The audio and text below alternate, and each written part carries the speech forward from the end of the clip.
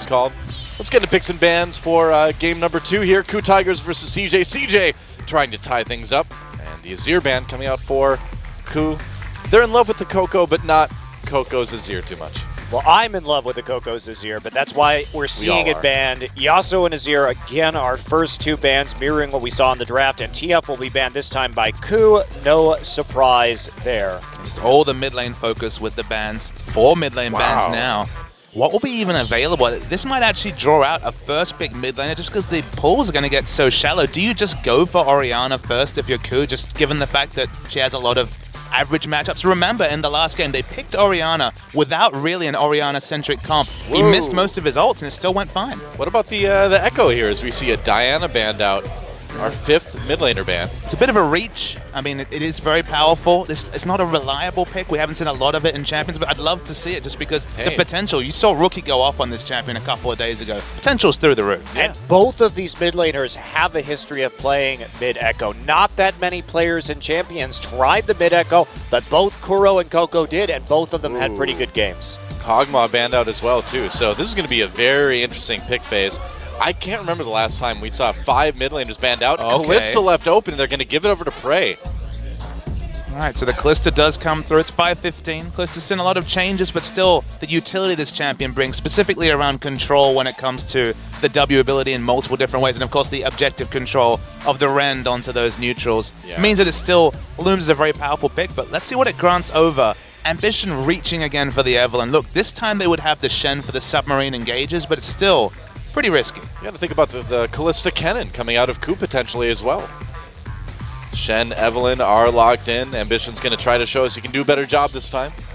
But this time it leaves open Hojin for the Rek'Sai. This is the champion, of course, the Tremor Sense, so strong against the mostly permanent invisibility coming through from Evelynn. So there's always going to be a seesaw with the fact that it was basically mid lane centric and an AD carry banned away. So interesting to see where KOO goes in this phase of the draft. And that's the question, because here, the Elise would make more sense. They could play something like Annie Kalista with the Elise and have very strong gank pressure, which they lacked in the last game.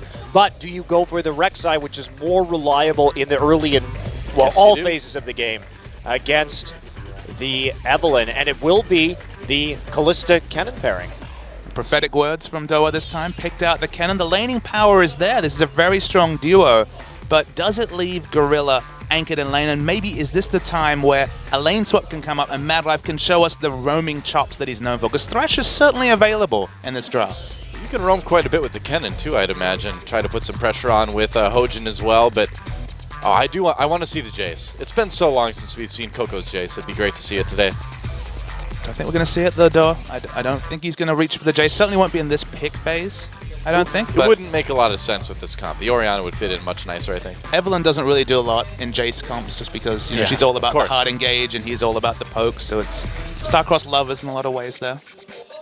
Really? Jace is like the Capulet and Evelynn's like the Montague or something? Exactly. Wow. Very poetic. Whoa, it will be, oh, not Twitch. Oh, yes, Twitch. Oh, not Twitch. Wow, whatever. That was a lot of swaps for 0 seconds on the timer. I know. Wow, Leona locks in. All right. Well, certainly a way to deal with Kennen coming at you.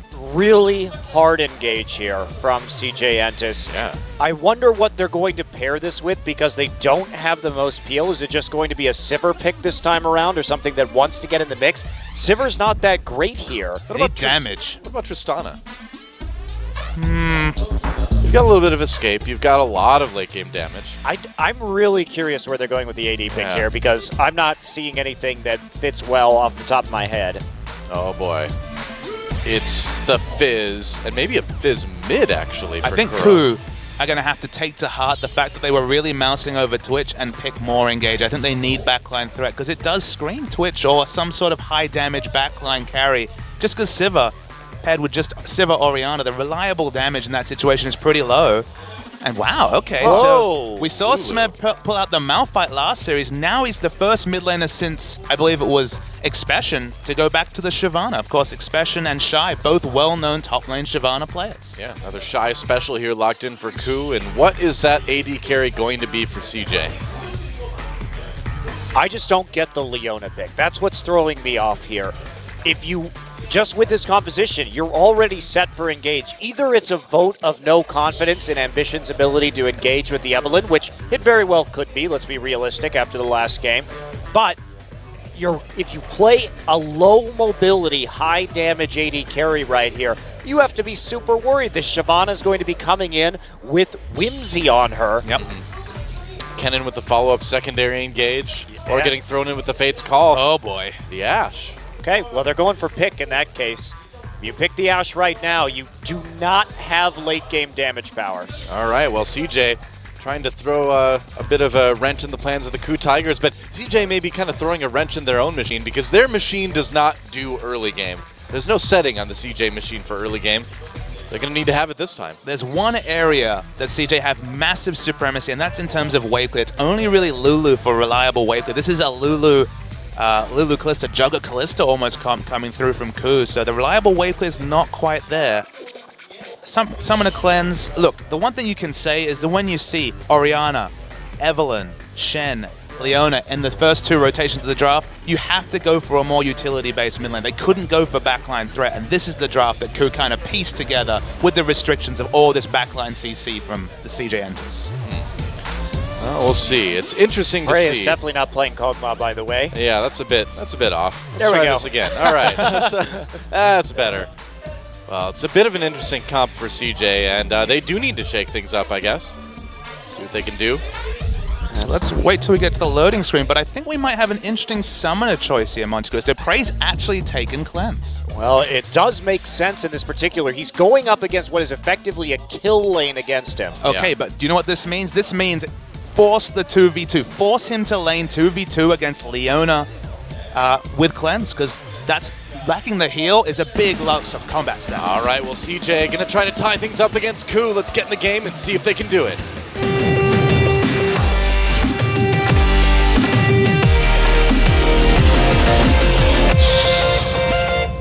All right, welcome once again to Summoner's Rift.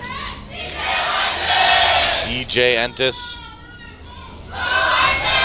taking on the KOO Tigers. CJ going to try to tie it up after a very close game 1 that KOO just barely pulled out after Ambition. Was not able to position himself well. He's trying the Evelynn again anyway, though. And a very different comp coming at them from CJ. 2 cleanses coming in from the KOO Tigers. They see the massive crowd control threat. Probably wise. And they want to nip it in the bud. Smith will not be going for any kind of smite build on this Shyvana, just going straight up. Now, they are going to get away with a little bit less damage simply because Shyvana has a lot of AoE damage in the late game, and it's important to mention that she's probably going to be building Blade first because there's a Lulu in the game. Doesn't need to go directly into the tank stats, still going to be viable in the team fights, and Blade Shyvana into Shen is a nightmare. There's going to be a lot of proxy farming if that happens. Shen cannot trade with the Shyvana.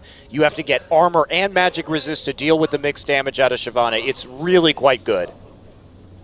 So will we see a lane swap then? Or will we see CJ, well, will we see CJ try to avoid that? CJ really want the 2v2. There's a reason why even in high CC comps you still take someone a heal, and that's to get through the laning phase. It, of course, heals both members of the duo lane, so dodging the 2v2 would be a massive thing for the KOO Tigers to pick up, but that's why we saw the aggressive invade at level 1 from CJ. They wanted as much information as possible to get this 2v2. Well, that said, KOO sees that Shen is in the top side right now, so they're opting into the 2v2. Opt into it at your peril. They're going for it. We'll see what Prey and Gorilla can do. Obviously, they have plenty of poke that they can throw on to CJ as well.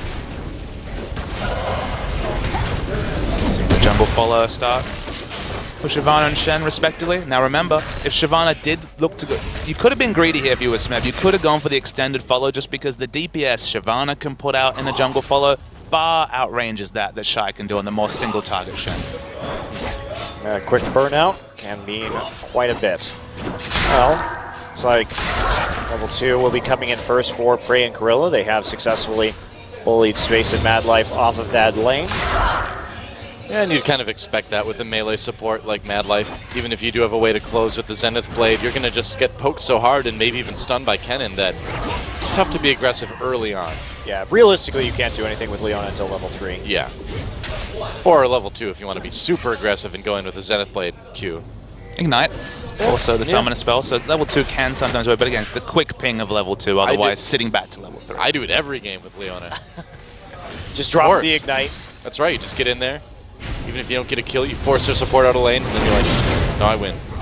Oh, that's a nice taunt from Shy. Gets 2 turret shots onto Smeb. Yeah, that does not help this Shyvana lane.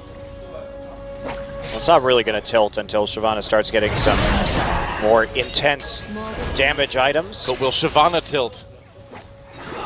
Smeb tilt. Seeing Space's all-time Ashe, not much of a sample size, just 2 wins. Prey has played the Callisto a couple of times this season, hasn't been able to get much on. Speaking of the mid lane, KOO having to burn that flash right away. Used both summoners to get out of that one. Flash used by Hojin for the knockup, but a pretty good trade overall for KOO Tigers there. I really like that KOO had an answer to an early CJ Shen pick. This is definitely a calculated composition to attack CJ Entus when they know that the Shen has been very central to their wins.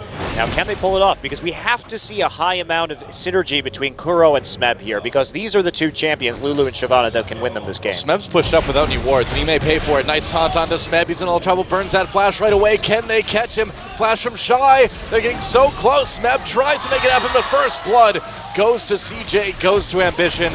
Shy, or Smeb rather, just pushed up a bit too far without any vision. Certainly a calculated risk to leave up the 32.3 KDA 5-1 Shen, but so far being punished for it. I wondered if he was going to go super carry mode, Smeb, and pick up something like the Riven, which isn't ideal in the early laning phase, but can get to the point where it's kill pressure. Speaking of kill pressure, it's a nice little trade onto Gorilla, but backs away. A lot of damage onto Mad Life as well, and they're able to do quite a bit. That stun is just such a big concern because, I mean, yeah, Leona has a stun too, but it's a melee stun. Gorilla can get you from range. Plus, he can just pepper you with spears, and nobody wants that. That top lane First Blood is such a huge part of this game because they needed this Shyvana to start doing work early to be a threat against Shy. Now falling behind when it comes to CS, giving up the First Blood gold. Fortunately for KOO, not to Shy, but this was a matchup that they came in expecting to win. Yeah. And after the draft, think of the potential they would have had. Let's say Shyvana is proxy farming under the turret of Shen. Suddenly we're seeing reliably that Prey and Gorilla have been pushed up, and Lulu, of course, has lots of wave clear options. That would have all facilitated all that much pressure on the map. Hojin getting in the face of Evelyn, scrapping, making her accountable, and KOO taking over the game. But now, maybe that's all undone by that First Blood. It's a smart pathing from Ambition. Yeah, I mean, Smeb's going to need to be really, really careful regardless. As this lane goes on, he's catching up in CS pretty quickly. But can he actually become a bully after dying once already in lane? Hojin's here. No wards in the brush. Mad Life might get a little too close. Knock up onto Mad Life. They're going to try to get that stun. There it is. Mad Life has to flash. Can they get him? Flash from Prey. Is he ignite enough? No, not quite. One tick away. Now Gorilla may get burned down. Space very low, though. Prey gets the kill anyway. Whoa, Space, you stuck around a bit too long there, buddy. It's a really nice job by Hojin to take the turret aggro, get a couple of shots just to facilitate the kill onto Space critically. Now they can reset the wave exactly where they want it and pick up a kill despite having the cleanse versus heal laning summoner mismatch. That is the second time in a row now that KOO Tigers have just simply outplayed CJ in a bottom lane engage early in the game. I think at this point you just better play safe, Space. You can't fight these guys. Well, and as we talked about, well, hey, here's a problem for the KOO Tigers. Well, a problem for CJ is their composition is really, really low damage. Yeah. Compared to KOO, both low damage comps, but I definitely put my chips on the KOO Tigers. It's 6 items in this game because you have the Kalista who will be able to hit multiple targets. The Shyvana will vastly outdamage the Shen in the late game. And so, with the Ashe going down early, powering up the Kalista could be a problem, and here we go. They're trying to KOO. There's the Whimsy. KOO able to get the command protect on himself, had no summoners. That may have been a bit of a reach for KOO, but hey, I mean, if he's got no summoners, why not give it a try? There is hope for CJ in the late game. At least Ashe, even though she's traditionally a lower damage carry, can itemize for the highest single target damage, but with the Infinity Edge, Prey's going to be in an awkward position, especially if he goes for the Blade of the Ruin King and, say, the Hurricane that we're kind of expecting. If he goes for the lower damage potential, even getting through the Leona Shen might be a struggle for KOO. So even though they have Evelynn in the jungle who can't get super tanky compared to, say, a true tank jungler like Rek'Sai, there is a late game scenario where Prey will struggle to push the damage and get through the tank front line of Shen and Leona. Yeah, but Shyvana can just go right over the top. True. Well, Smeb certainly well, keeping up more or less in the top lane. Still down by a considerable amount in CS, actually. Just kind of interesting to see. I'm going for the Hex Drinker first. So looking to absorb some of Shy's damage here while putting out a good deal of his own, helping him out against Evelynn too, coming out of the jungle. Guess he kind of is obligated now. It seems like Ambition has kind of understood what you were saying and is going to go for at least the minimum, the Rune Glaive. Is there any validity to say the Rylai's that we're seeing a lot of the NA Evelynn players pick up? Because a 40%, 1 second, 2 second cooldown slow can really help with picks, and this comp is all about the pick potential. They have to isolate those targets. They have to surprise people with Space's arrows from out of the black of the fog of war. And here we Coming in, Mad Life gets on to Prey a little bit. Fate's Call brings Gorilla back in, and so Shy faces down, but they don't really get anything out of it. Callista things. Just Callista things. So aggressive if you're Cannon, get in the enemy's face, draw out such an important cooldown, and no punishment. Yeah, you can't try to lock down a support in a Callista lane. It's just going to get pulled out with the Fate's Call, as we just saw. And they were hoping to pick up a kill, transition it into the first dragon, put a timer on this game, but the result, just the use of 2 summoners with no impact whatsoever. Now, Shy uses teleport to get back up to lane. He wants to stay ahead of Smeb, but is giving KOO the TP advantage too much of a problem for CJ here?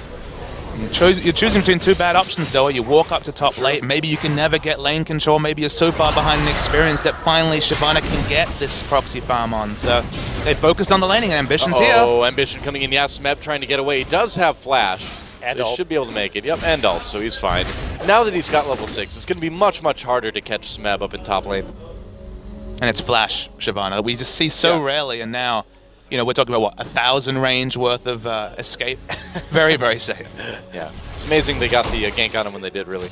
Okay, so he's switching gears now over to Vamp Scepter. So apparently Smeb has reevaluated his fortunes in this top lane and feels like, hey, I can go for this now. I don't need necessarily to have that Hex Drinker first when I really just wanted to go Blade of the Ruined King this entire time. Feels safe enough. And Merc Treads obviously will be a very obvious build path out of the non-magic mantle, so no punishment there. Yeah, not really. Wow, Prey is so far ahead of CS on the space right now, but by the same token, KOO's got a bit of a lead too. Yeah, big lead in the top two for Shy. True. That Smeb has been held down a little bit by giving up that first blood. Now, will we see a dive here? This is a great time to do it. Maybe. I mean, Gorilla coming in. There's Hojin. Gorilla taking a bit of damage. He's going to flash. There's the slicing mouse from Space. Gets stunned. Mad Life on the outside. A little bit of trouble, too. Can they catch Space? Solar Flare drop. There's the kill on the Mad Life. But can they get the 80 carry? They will. All 5 members of the KOO Tigers come down to make that one work. Shy using his teleport just to defend his turret is so thoroughly punished. Oh, they can take a turret, they can take a dragon. KOO have all the options at 11 minutes. Now, getting those 2 kills in the dragons is so nice. He can get the turret on the way out. KOO very much on his own now. Shy, one thing you can't do on Shen is really punish anything. You don't have those options until you have Sunfire, until you have damage. Ambition's around. Oh, it'd be dangerous to try something. He's going to try to get in there and steal it. Can't do it. Shen ulting in onto him. Oh, they're backing away. To fight that. Yeah, oh, Crow gets taunted. There we go. Shockwave doesn't miss him. Flash is used by the KOO Tigers. Now, Shy could have stayed in the top lane and done damage to the top turret, but they chose to come down and try to make something happen. They got a lot of summoners, but not much else. Let's watch that dive down at bot again. Yeah, and they did jump the gun a little bit here, but that's because Mad Life had the pink ward down. They were sort of forced into it. Gorilla pulls the trigger anyway. Now Smeb splits back, takes out Space with the Shyvana. That's the big threat. Space, there's no way for him to get away from an angry Shyvana. Yeah.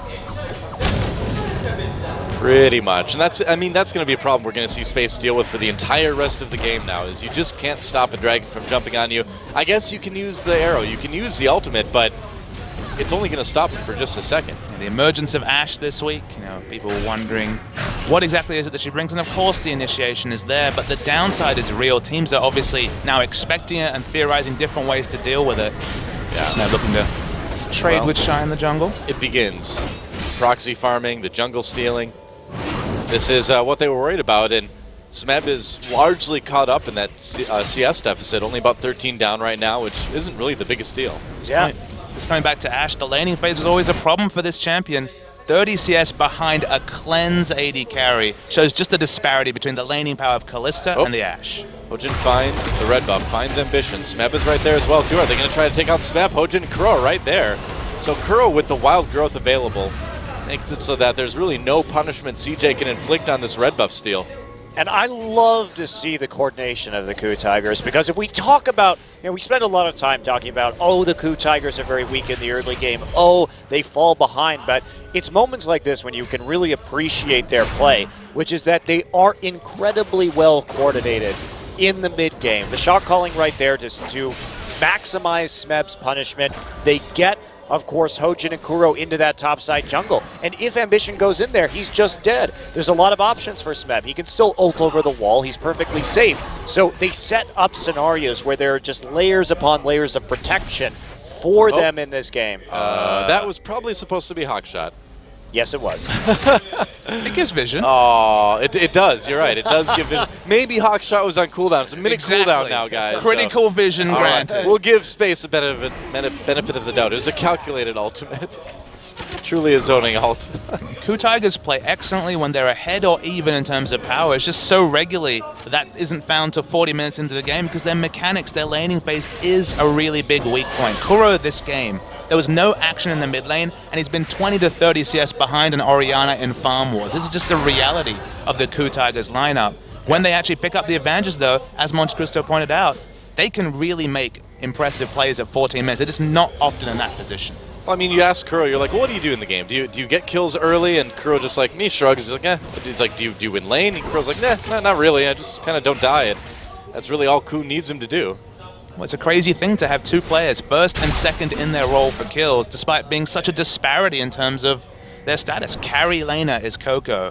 Kuro, his damage dealt is what? I believe 5% behind KOO, which in the grand scheme of things is actually a very large number. It's because he's there for the cleanup, he's there for the utility, but he just ends up picking up kills because they're a team-fighting team. Yep. He's definitely the janitor of this team, man. The rest of the team makes a mess. He comes and cleans it up. Ambition looking for a gank here. I'm not sure that's really going to work. And there's Smeb. Oh, that was inevitable. This is starting to run off the rails here. Yep. Nice little lead for KOO early on, and that Shyvana tied up in CS now. He's got the scimitar, or the cutlass rather, which is it's kind of a scimitar. Either way, he's got the advantage up in top lane. They at least take away the Krug, so yep. It's nice right there. Legend coming in with the smite over the wall. It's like, leave that Scuttle Crab alone! Nobody listens to the Sentinels, though. It's another scenario where Ambition's on Evelynn, can't help out KOO. KOO's in a farm lane, doing very well, but if he doesn't have kill pressure, if he isn't significantly ahead of his opponent, I just don't see how CJ wins a game, just because they're so kind of one-dimensional and how much they're focused around facilitating KOO to carry. Well, and even if they can, it's not like Ashe is going to be dealing anywhere near as much damage as when Space carries. And typically that's on Kog'Maw, when they run a lot of Kog'Maw protection compositions with Azir. And Space can just sit there and last hit for free. You can understand why CJ have been playing a lot of Kog'Maw in Vayne, because just like a team like SK Telecom, KOO draws all the aggression from the enemy in a fight. It should open up space for Space to do his damage, but Ashe can get there. It's just so many items. It's arguably more than Kog'Maw to get online and be relevant as an Ashe. Well, and if KOO keeps extending their lead like they are, I don't think CJ's going to get to that point.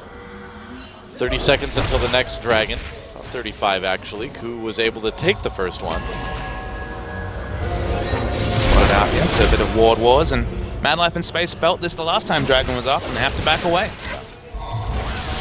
Okay, he's going to zone him out of the turret. Whoa, Gorilla, what are you doing, buddy? There we go. Fate's Call pulls him out, but that was a bit dangerous. But they got the Shen ult out for that, so I guess they did, yeah. That was actually very much worth it for the KOO Tigers. They had the protection to go in, and they didn't know Evelynn was there, but look at that. Again, teleport, and they're giving up the dragon. Yep. Oh, Ambition gets caught here by Kuro. Chilling Smite used, Agony's Embrace used. Oh, Ambition, when there's no Thresh Lantern, you have problems. Let's recap what's been used. Shen Ultimate, Shen Teleport. And now the Evelyn ultimate just to get away. Whoa, and flash slicing Maelstrom. Gorilla low, but they're going to use it anyway. Nice knock-up on the Mad Life. Solar Flare goes down, doesn't really hit anybody. There's a nice pick. Hojin in a little bit of trouble there. Manages to get out. A little bit of action up in top lane. Not going well for Shy. He's forced away yet again, and KOO can still turn around onto this dragon if they'd like to. Space has his ultimate. They're going to wait for Hojin to void rush back in, but beyond that, they can keep split pushing right now. They have the global pressure. They're already winning in that top lane with that Blade of the Ruined King Shyvana, so this is all turning out about as well as KOO could hope. Now, this looks a lot like last game, except KOO has an even bigger gold advantage than in the last one. KOO did fumble around in that mid game. Oh, KOO knocked up as well. He's got his flash. He uses it.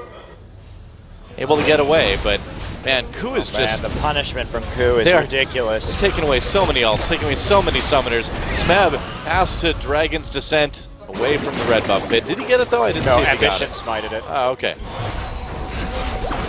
Laning power has forced Mad Life to stay in the lane as Leona, and just a losing lane against so much lane bullying coming out from specifically the Cannon, but also Prey as well. Yeah, you really want to lane as, or you really want to roam as Leona, and if you can't do that, utility just goes way down. And KOO pushing the lanes. They're not really worried too much about this dragon. They've already got the first one, but they know they've got the opportunity right now to push other objectives. Now they finally get the dragon, but they got so much before that. Well, why not? Just see what you can take during that downtime. There's not a whole lot to be said. They're going to try and take the blue buff. Meanwhile, CJ will respond across the map with an attempt of their own, and they're going to get it eventually, but no KOO here to facilitate that transfer. We'll see what Shen can do on the top side. Smeb not going to be wanting to use that teleport, so they may have to trade a turret for this when all is said and done. It's super awkward when you have Ashe, Leona, Evelyn, Shen, and you're still not really in a position to initiate the fights that you've clearly picked this comp for. Such is their disadvantage. 4,000 gold at only 20 minutes into the game. The pick power is just not working for CJ, and they're just watching KOO take over every little advantage they can around this minimap. Such a massive CS differential, and we have to really credit Prey. We came in criticizing his positioning, criticizing his laning, rightly so. But he has really stepped it up with Gorilla in this series. And I think that part of that has been that KOO has been on, over the last several weeks, a transition to more bully lanes. We've seen the Kennen, we've seen the Lucian. The fade back, the step back from the Corki, I think has really actually helped the KOO Tigers. And Gorilla's step back from roaming to sticking in lane with Prey has been a trump card. They are now a formidable 2v2 laning team, and they pick for it and execute on it impressively. Yeah. Well, Gorilla trying to put more pressure onto Shy up in this top lane, pushing that up. Hojin trying to protect the mid lane here. Ambition is there. Looks like they'll be able to do it. Wow, they're going in. Nice knock-up. Triple knock-up with that Wild Growth, a double knock-up. There we go. Shockwave comes in, but here comes Smeb after that teleport. Going in and over the top. Gorilla with the slicing Maelstrom. Beautiful, beautiful team fight from the KOO Tigers. That was majestic, man. And Space didn't fire the Enchanted Crystal Arrow in there. I'm not sure if it would have helped, but I think you at least try. Meanwhile, Shy just couldn't even get his ult off in time to affect that team fight. But man, that was such a good engage from KOO. It was poetry in motion. The communication was there. Just the different flanks they were coming for. Of all things, Gorilla coming for a flank on support, but that's the reality of the support cannon with the movement speed. Didn't even have Flash Up was in position. They get a free Baron. And the KOO Tigers, where was this team all season? Yeah, well, they've been a little bit up and down right there, but the coordination too. Smeb right there at the end of the Shockwave, flashes after Ambition to get the kill. Gorilla even wrapping it from behind on the dive. They had like multiple levels of flanking going on in that engage. That was incredible. Oh, goodbye, Shy. Hop, dead. That level of flanking is incredibly difficult to do in League of Legends. Prey still might be caught here. It's both Ambition and KOO. Space also died at some point too. Gorilla did as well. Weird stuff happened during that replay. Looks like Prey's going to get away. So Space died. Gorilla died. The item disparity. Monte Cristo. Look at the items for Ashe and compare them to Kalista. It's just disgusting, the advantage we're seeing in terms of effective items. Not even the first item, not even the Infinity Edge, compared to the 2-item core for Kalista. Yeah, that was where we were before the last team fight. Yeah. So We're in exactly the same place, except actually Space got a crit club. It's That's ridiculous. the only difference. But Space is auto-attacking a Shyvana that has Blade and Magic Resist and doing no damage. That's a scary thought. It is. Top turret goes down in favor of CJ, so they at least get one, but there's still 4 turrets behind. 10,000 gold. 10,000 gold. 10,000 gold. That is one of the biggest leads we've had all season here. Yeah, for this point in the game, yeah, that's absolutely true. And Smab, this is what I thought happened. Smab is just, I mean, he's just styling on people at this point. The Shyvana doing a lot of work. Meanwhile, Gorilla going to die in the top lane, but it comes at the price of Shy's own life. So if you're the KOO Tigers, you'll be happy to have that trade. No, the Shen on the map means a lot less danger for your teammates. Yeah, true enough. Praying Gorilla still pushing that top lane right now. They can fight on different fronts. They have 2 Aegises already. One of them going to be a Locket. One of them going to be the Banner of Command to keep the split pushing theory. Trying to catch Gorilla. Zenith Blade doesn't land, though. KOO coming down. They can't quite get to him with any of those skill shots. Oh, the arrow hits him, though. Fade's call. Hard CC doesn't work against supports that are near their Kalista. KOO is being so aggressive without even the teleport available from Smab. They can't even fight 5v5, and they don't care. Nope, just back off as soon as they can do it. They just need Smeb to do some work on this inhibitor. He's got the empowered minions from the Baron. Shy, very poor at clearing those out. Oh, they're going to try to make a play on to Space here. Hello. Whoa, Smab over the wall. Uh-oh, Space a lot of trouble here. Bye-bye. And Shen can't even get onto him. Goodbye, Ambition. Nice wild growth as well. Keeps Shyvana nice and healthy. Kuro got low here, but he's way in the back. Oh, never mind. Hello. Madlife and KOO come in to try something. Solar Flare lands, and Madlife will pay for it. Shockwave has no follow-up. Goodbye, Shy. Gets low as well. 2 Force out of that fight. Manages to make it back to Fountain. But it's still a big win for KOO. They're going to get an inhibitor out of this for sure. The only time we've seen this KOO in recent memory was styling on Speno in the last game of the regular season. Monty and I wondered if we'd ever see this, and we pointed out, okay, it's only Speno, but this is CJ, and this is the exact same KOO Tigers. They're just running all over CJ Entist. I really like the fact that we're seeing these KOO Tigers because they just, can they keep this up? Can they sustain this level of teamwork? Who the hell knows? Because it's been such a rocky season. You go from 8 best-of-3 win streaks to a loss to SK Telecom and a big nosedive towards the end. Now they're starting to pick it up again, but when the KOO Tigers are on point, it's really beautiful, the communication that this team has. They are definitely one of the most coordinated teams in the world when they're on their game. Well, and Hojin is all over them. There's a wild growth for the knockup. Actually, a lot of people getting low already onto CJ. Hojin getting very aggressive. Here comes Smeb from the side. That's a bit crazy. Shockwave hits nobody, though, as Smeb takes out KOO. That's 2 more kills. I guess they can just do that now. I should not have doubted Smeb. 13,000 gold ahead. You can do whatever the hell you want. I guess so. Wow. And all right. The big resurgence, though, those 8 best-of-3 wins weren't even against really top-tier teams, and now they're against CJ Entist. This game's going to end right now. We'll see. I mean, CJ, it doesn't really look like there's anything they can do. I guess you're right. There goes Nexus turret number 2. They're going to try to make a play here. Smeb just backing away. Solar Flare hits Hojin squarely, but Bray dancing around. He's playing DDR on heavy, and he is getting a perfect score. There goes the Nexus, and KOO jumps out to a 2-0 lead. You really have to credit Smeb with a lot of that win. His flank positioning, his teleport usage, his ability to play from behind and still make the biggest impact. Absolutely outstanding Shyvana play. They were ready for CJ's Shen. That is for sure. Yeah. He's a carry laner. He's the only player in this game that often averages 100 gold ahead of the opponents at 10 minutes. And the carry laner just put the second death knell into the CJ Entist hopes as they now find themselves 2-0 behind in Game 2. If KOO is able to 3-0 CJ Entist, that would be quite the surprise, and I would say maybe even a bit of an upset, but after the way KOO's been playing in the first couple games, it's kind of expected.